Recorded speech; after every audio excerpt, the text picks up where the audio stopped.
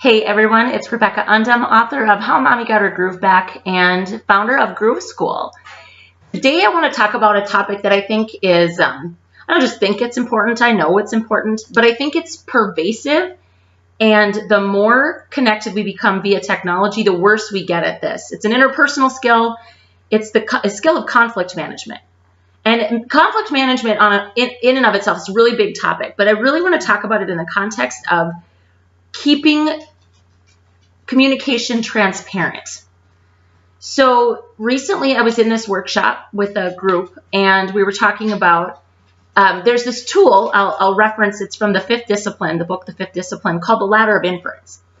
And I've used this a few times and it's kind of complicated, but all I want to do, you can Google that if you want. Google the Ladder of Inference and you'll find a whole diagram about it. But I just want to talk about kind of in practicality how it works and why it matters, okay? So what the ladder of inference is, it's simply how quickly, when we're in a group setting with other people, or even just one-on-one, this could be any interpersonal communication, you've got you and another person or other people, how quickly we make and we jump to conclusions and we make assumptions about what it is that we're seeing, and we apply meanings that aren't there. And so how we use that ladder of inference, knowing that that's what we do, is we figure out a way to call out what we're seeing, to bring out what we're thinking in our heads so everyone else can not only hear them, but can understand them and can respond to them. So it just eliminates miscommunication. It eliminates bad feelings being harbored for absolutely no reason. So we're just going to assume that we're sitting around a table here. I'm actually at my kitchen table, so we'll just assume that around this table there's colleagues of mine, right? And there's Bob. Bob's sitting in the corner. And Bob, at some point, maybe I'm leading the meeting, maybe I'm talking, maybe I'm not. It doesn't really matter. Some point, Bob starts to look to me as though he's disengaging. He leans back. He maybe looks up at the ceiling. Maybe he looks down at his phone. Maybe he takes out his laptop and starts typing away. Crosses his arms, maybe rolls his eyes a little bit. He's giving me, especially if I'm the person speaking, he's giving me the verbal cues that he could be bored. He could be disengaged. He could think I'm stupid. He might, who knows, right? That's the problem, is that we start to apply meaning to what we're seeing. And so what will happen inevitably if we don't say something, if nobody says anything, I will walk away with a specific thought about Bob. And then not only does it affect that interaction, it affects all future interactions. It starts to change the way I think about Bob. And so this is why it's so important to find the courage to have the conversation as soon as it happens. I said this to a friend of mine, especially when it comes to employees too. An employee does something that makes you upset. If you don't say something to them and it's changing the way that you think about them, that is not going to get better. It's only going to get worse, and it's not fair to them because they don't even know it. So how do we draw that out? What do we say? Well, what we do is we start by stating our observations, which is very difficult to do, but it's simply a matter of saying, like, hey, Bob, okay, so I just want to do a quick status check. I feel like when I'm watching you, you've got your arms crossed, you're checking your phone.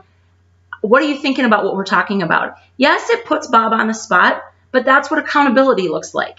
And also it gives him a chance to respond to that. It keeps him in check, keeps everybody else in check. And also it keeps you from placing undue negativity on Bob as a person, and it won't affect your future interaction. So it's about just calling that out in a meaningful, kind way.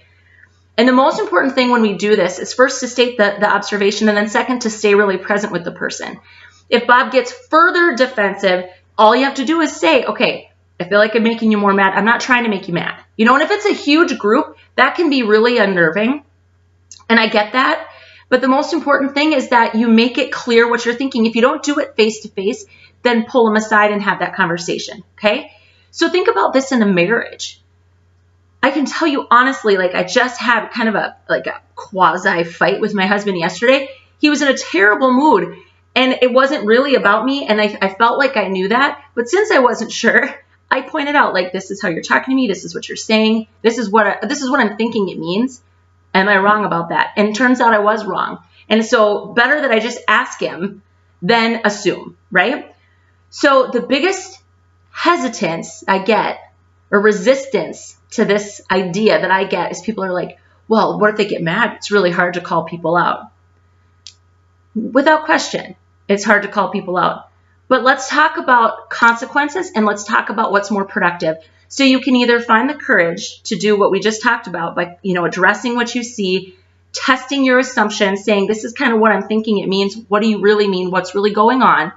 We can do that, as uncomfortable as that may be, or we can harbor our resentment, harbor our frustrations, say everything we thought in our heads in the meeting, but behind other closed doors with people that don't have anything to do with it. Basically, we can run that person down outside of that situation. And to that, I want to say, you tell me, which is truly more productive. Transparent communication, it feels like it comes at a cost, but this behavior over here where we don't say what's on our minds, that's what comes at a cost. State your observations, make it clear, make it things that everybody can see, and then tell them what you're thinking it means and test it and say, is that really what what are you really thinking? What's going on with you? Give them a chance to speak to their behavior. We'd love to hear what you think about this, especially for meeting effectiveness. This is really important. If you've got teams that are trying to work on something together, enhancing conflict, enhancing healthy debate. It's got to be there in order for people to get on board, because people support a world they help create. So whether it's your business, your home, your church, your committees, speak out loud what you're thinking. Give people the opportunity to answer for themselves. Okay, that's what I got for you guys today. Have an awesome day, and I will talk to you soon.